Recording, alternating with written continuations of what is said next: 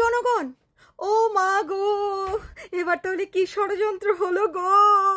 এবার নাকি আমাদের প্রধান উপদেষ্টা ইউনূস সাহেব মাত্র যেই দুটি রাজনৈতিক দলকে ডেকেছেন এবং একটি নিবন্ধন ছাড়া সন্ত্রাসী দলকে ডাক দিয়েছেন, তাদেরকে কিন্তু আবার একসাথে ডাকেনি, আলাদা আলাদা ডেকেছে। কেন? গোপন কথা বেরোয়ে যাবে যে আপনি আসলে এই নিবন্ধন ছাড়া রাজনৈতিক দলটি এবং জামাত শিবিরদেরকে কি খেতে দিয়েছেন আর বিএনপিকে কি খেতে দিয়েছেন, এটি বের হয়ে যাবে বুঝি। আহারে, একবার ওই যে শিশু হত্যার সময় প্লেন দিয়ে বিমান দুর্ঘটনায় শিশু হত্যা গণহত্যার সময় টেবিলে জুস খেয়ে যেই বিপদেই না পড়েছিলেন, এখন আর টেবিলে কোনো ছবি তোলে না, এখন বাইরে এসে সিঁড়ির কাছে দাঁড়ায় সবাই রেনে ছবি তোলে। চালাক আছে, বুড়া বয়সে সে চালাক আছে, এক ভুল আসলে দুইবার করে না। তা যাই হোক, এবারের চালাকিটা হচ্ছে যে যেহেতু সরকার পিটাইছে, সরকারের অনুমতিতে সবকিছু হয়েছে, আর সরকারের অনুমতি মানে হচ্ছে সেখানে অনুমতি কার? জামাতের আর এনসিপির, তাই না? তাদের বাইরে তো সরকার কোনো সিদ্ধান্ত নেয় না। তো এবার আসলে তাদের বিএনপিকে এদের সাথে আবার একসাথে ডাকে নাই, বিএনপির জুস খাওয়ানোর জন্য আলাদা ডেকেছে আর এদেরকে কোরমা পোলাও খাওয়ানোর জন্য আলাদা ডেকেছে। বুঝতে পারছেন জনগণ? এবার কিন্তু আবার মিটিংটা সিটিংটা একসাথে হয় নাই, আর বাকি 40টা তো হচ্ছে রাজনৈতিক দল ছাগলের বাচ্চা। এই যে নির্লজ্জ টাকলা ফুয়াদ, হে নাকি ব্যারিস্টার, হে সারাক্ষণ গাও গাও গাও গাও গাও গাও করতে থাকে, কিন্তু তারে কেউ পাত্তাই দেয় না। এই পর্যন্ত দেখলাম না একটা সরকারি কোনো অনুষ্ঠানে বা গোপন বৈঠক উনি দাওয়াত পাইছে। তো লজ্জা শরম ছাড়া হয় কেমনে? তারপর আরো আছে না আমাদের ভদ্রলোক আন্দালিক পারতো, কি সুনামটাই না করেছিল আমাদের সংসদে এই ইউনুস নিয়ে, কিন্তু ইউনুস আসার পরে তারা জুতা দিয়েও পাত্তা দেয় না।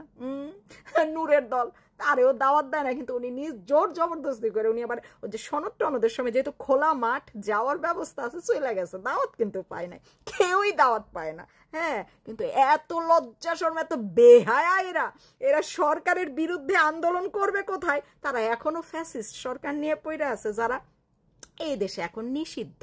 তাহলে বোঝেন, মানে এরা নিজেদেরকে নাকি রাজনৈতিক দল মনে করে, এগুলো রাজনৈতিক দলের নমুনা। হ্যাঁ, আহারে, আমি যদি একটা দল করতাম, আমি তখন সরকারের ধুনাই ফেলতাম যে তুই বৈষম্য বিরোধীর সরকার, তোর কাছে এত বৈষম্য কিসের জন্য? তুই কেন সবাইরে নিয়ে বসস না? তুই কেন দুইটা একটা তিনটারে তুই রাজনৈতিক দল মনে করে দাওয়াত করিস? আর বাকিরা কি? বাকিরা নিবন্ধিত রাজনৈতিক দল না? নিবন্ধন আছে তাদের। তা নিবন্ধিত রাজনৈতিক দলের কোনো পাত্তা না দিয়ে তুই নিবন্ধন ছাড়া একজন সন্ত্রাসী রাজনৈতিক দলের বারবার কেন গোপন বৈঠকে ডাকি, সবকিছুতে ডাকি, সবকিছুতে দাওয়াত দেশ? কারণটা কি?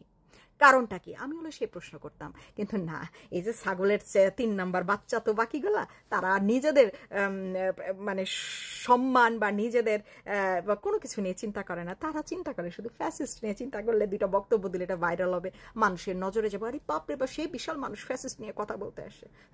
তোদের মুখে ফ্যাসিস্ট মানে না, তোদের যোগ্যতা দেখ করটু, তোদের নিজের দিকে তাকা। হ্যাঁ, নিজের দিকে তাকা, দেখ তোদের তো ডাকেও না কোনো জায়গায়। হ্যাঁ, নিবন্ধন নিয়ে বসে আছে রাজনৈতিক দল এক একজন, ABCD পার্টি, তারপরে GH পার্টি, তারপর হচ্ছে দৌড়ানি পার্টি, খাই খাই পার্টি, কত পার্টি আছে ভাই, নাম জানি না।